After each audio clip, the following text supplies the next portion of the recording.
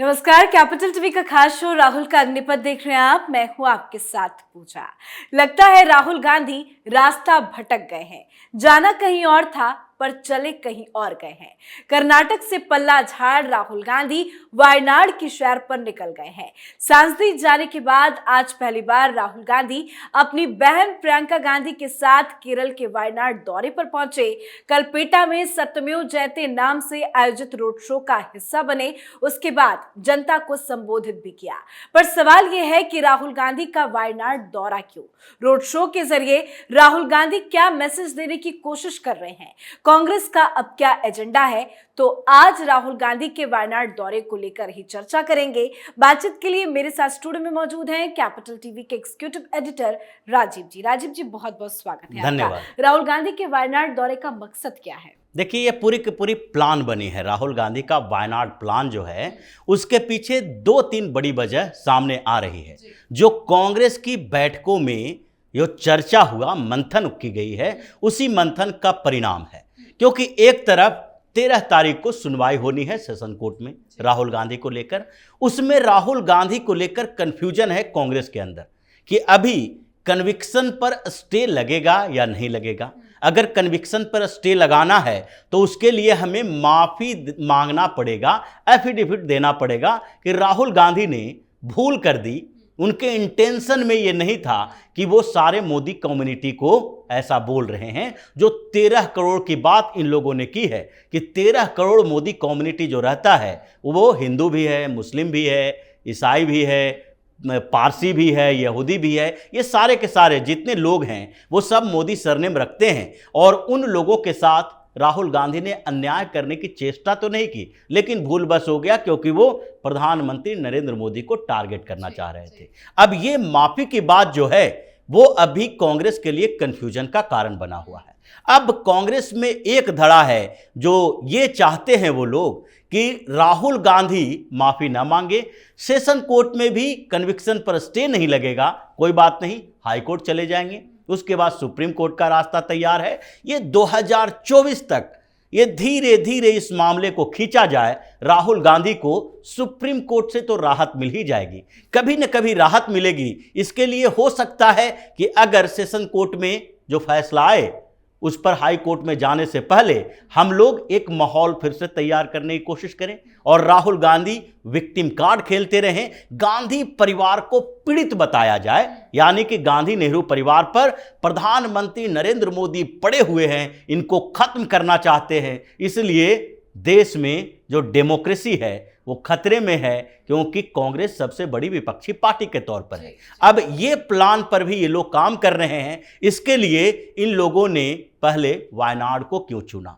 पहले तो ये लोग कर्नाटक को चुन रहे थे, क्योंकि कर्नाटक में ही 5 तारीख को पहले रैली होने वाली थी सत्यमेव जयते की। उसके बाद ये बढ़ के 9 तारीख, फिर 10 तारीख। अब पूरी तरह से कंफ्यूजन हो गया कि कब होगी ये रैली। अब तो नई तारीख 16 तारीख चल रही है। 16 तारीख की घोषणा होने वाली है कि 16 तारीख को अब हो सकती है रैली, लेकिन ये 13 तारीख के बाद की स्थिति है। और कर्नाटक जाने के बदले ये चले गए हैं वायनाड, क्योंकि कर्नाटक में चुनाव है। प्रधानमंत्री नरेंद्र मोदी की 22 रैलियों की बात चल रही है कि लगातार वो कर्नाटक में कैंपेन करेंगे। और राहुल गांधी या कांग्रेस की बात जो करें, कांग्रेस के अभी जो कांग्रेस के अंदर इस बात के लिए भरोसा तो है कि राहुल गांधी सबसे बड़े लीडर हैं इनके, और वो राहुल गांधी अभी प्लान बना रहे हैं कि 15, 16, 18, 20, 10 मई को चुनाव है, 8 मई को प्रचार खत्म हो जाएगा, और उससे पहले 1-2 बार अगर कर्नाटक में उपस्थित हो गए तो बड़ी बात है। आखिरकार राहुल गांधी इतने दिनों से इंतजार क्यों कर रहे हैं? क्योंकि कांग्रेस के अंदर जो कर्नाटक में कंफ्यूजन है वो 2 तरह के हैं राहुल गांधी को लेकर। पहला तो राहुल गांधी के जो टीम के लोग हैं, डीके शिव कुमार जो वहां पर प्रदेश कांग्रेस के अध्यक्ष हैं, वो ये नहीं चाहते हैं कि राहुल गांधी जब यहां आए तो उनकी घोर बेइज्जती हो जाए, क्योंकि अभी भी टिकट के मामलों में कर्नाटक में कंफ्यूजन चल रहा है। सिद्धारमैया बार बार कह रहे हैं कि हम भी सीएम के दावेदार हैं। उसके बाद परमेश्वर की बात चल रही है कि 2-3 दावेदार सीएम के हैं और सब अपनी दावेदारी मजबूत किए रखना चाहते हैं। ये कोलार में जाकर रैली करने वाले थे, जबकि सिद्धारमैया बार बार कह रहे हैं और उनकी टीम के लोग कह रहे हैं कि इनको दो जगह से, वरुणा के साथ साथ कोलार से भी चुनाव लड़ाया जाए, और कोलार से किसी और की उम्मीदवारी पहले से घोषित की जा चुकी है इंटरनली कांग्रेस के अंदर। तो इसको लेकर अभी 25 सीटों पर उम्मीदवार ही घोषणा नहीं की गई, क्योंकि वहां पर जो 3-4 गुट बने हुए हैं उनमें सहमति नहीं बन पा रही है। अब डीके शिव कुमार को लग रहा है कि राहुल गांधी को यहां बुलाते हैं और दूसरे लोग जो कि दूसरे गुट के समर्थक हैं वो उस रैली में ही झंडा दिखाना शुरू कर रहे हैं, राहुल गांधी मुर्दाबाद का नारा लगाना शुरू कर दें, तो कांग्रेस का जो कराया है, कुछ जो लग रहा है कि कर्नाटक चुनाव में कांग्रेस कुछ हद तक कर पाएगी, वो भी फेल हो जाएगा। इसलिए कर्नाटक का दौरा अभी पोस्टपोन किया जा रहा है। लेकिन वायनाड, जहां पर कलपेट्टा में ये लोग जो रैली कर रहे हैं, रोड शो कर रहे हैं, उस रोड शो और रैली करने में इनको क्यों जरूरत पड़ गई प्रियंका गांधी को ले जाने की? क्योंकि राहुल गांधी का वो संसदीय क्षेत्र रहा है, अभी वो वहां से सदस्य नहीं रहे हैं। अगर यहां पर उनके कन्विक्शन पर स्टे नहीं लगता है तो किसी न किसी को केरल भेजना पड़ेगा, और वो गांधी परिवार का ही होगा।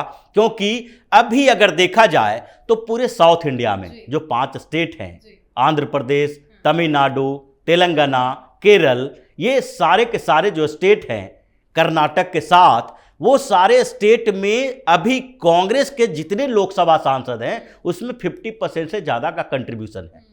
यानी कि 27 सीटें इन 5 राज्यों से कांग्रेस के मिली है, और 27 सीटों में सीधे केरल से 15 सीटें मिली है। कर्नाटक की बात छोड़ दें, आंध्र प्रदेश में कुछ नहीं है, तेलंगाना में 1 सीटें हैं। तो ये स्थिति जो पैदा हुई है उसमें अब राहुल गांधी को लग रहा है कि अगर गांधी परिवार का कोई व्यक्ति वायनाड से नहीं जाएगा, केरल से नहीं जाएगा, तो केरल में कांग्रेस की स्थिति और तो कमजोर हो जाएगी। प्रियंका गांधी को भेजा जाएगा वायनाड? ऐसा लग रहा है। मंथन तो इसी बात पर है कि वायनाड से राहुल गांधी नहीं तो प्रियंका गांधी को चुनाव लड़ाओ, केरल को कस के पकड़े रहो, क्योंकि पहले ही केरल में बवाल चल रहा है। ए.के. एंटोनी का बेटा अनिल एंटोनी भारतीय जनता पार्टी में शामिल हो चुके हैं। ये ऑर्थोडॉक्स चर्च जो है, सीरियन ऑर्थोडॉक्स चर्च, वो सब राहुल गांधी के बदले अब पीएम मोदी से मुलाकात कर रहे हैं। क्रिश्चियन कम्युनिटी का वोट भी भारतीय जनता पार्टी की तरफ जा रहा है। भारतीय जनता पार्टी को 1 भी सीटें पिछले चुनाव में, लोकसभा के चुनाव में केरल से नहीं मिली, लेकिन इस बार 20 में से 5 से 8 सीटों के बीच आने की संभावना बताई जा रही है, वो कांग्रेस से ही टूट कर आएगी। लेकिन लगता है कि राहुल गांधी का ये दौरा बहुत सक्सेसफुल होने वाला नहीं है, क्योंकि कुछ ऐसे पोस्टर्स लगाए गए हैं जिसपे राहुल गांधी पर सवाल खड़े हो रहे हैं। दरअसल कुछ तस्वीरें आपको दिखाते हैं। ये तस्वीरें राहुल गांधी के स्वागत के लिए लगाई गई हैं। जगह जगह पोस्टर है, राहुल गांधी की बड़ी बड़ी तस्वीरें लगाई गई हैं, पर एक पोस्टर है जिसको लेकर कई तरह के सवाल खड़े किए जा रहे हैं। दरअसल हर तरफ राहुल गांधी के वीर सावरकर पर दिए गए बयान के पोस्टर लगाए गए हैं, जिसमें लिखा है, मैं सावरकर नहीं हूं, मैं माफी नहीं मांगूंगा और ना ही भागूंगा। पर सवाल यह है कि वीर सावरकर को लेकर ऐसे वक्त पर यह पोस्टर क्यों लगाए गए हैं, जब महाराष्ट्र में कांग्रेस की सहयोगी उद्धव गुट की शिवसेना ने इस पर आपत्ति दर्ज कराई थी। शरद पवार ने भी सावरकर पर बयान न देने के लिए समझाया था। पर सर, आपसे समझना चाहते हैं कि सावरकर का मुद्दा वायनाड में क्यों ये उठा रहे हैं? देखिए, महाराष्ट्र की पॉलिटिक्स और केरल की पॉलिटिक्स में अंतर है। अब कांग्रेस को यह पता लगता है, जानकारी है कि महाराष्ट्र में हम कितने भी मेहनत कर लें, 2 से 3 लोकसभा की सीटें मैक्सिमम आ सकती है। पिछले चुनाव में भी ऐसा ही हुआ, अब भी आगे संभावना इस बात की है। लेकिन 2 से 3 सीटों के लिए 15 सीटों का नुकसान नहीं किया जा सकता। केरल का पूरा इक्वेशन क्या है, यूडीएफ और एलडीएफ के बीच चलता रहा। उसमें भी वहां पर कांग्रेस जो यूडीएफ का लीड करती है, वो कांग्रेस पार्टी के सहयोगी पार्टियों में कौन है? आईयूएमएल, यानी इंडियन नेशनल मुस्लिम लीग। मुस्लिम लीग जैसे जो पार्टियां हैं कांग्रेस की सहयोगी पार्टी है। वायनाड की बात अगर करें तो वहां पर 53% से ज्यादा मुस्लिम आबादी है। अब मुसलमानों को खुश करना है तो आपको बताना पड़ेगा सावरकर नहीं है, सावरकर के खिलाफ बोलना पड़ेगा। सावरकर के खिलाफ कांग्रेस क्यों बोलती रही है? क्योंकि सावरकर भारतीय इतिहास के वो नेता रहे हैं जो हिंदुत्व की आइडियोलॉजी को केंद्र में लाते रहे।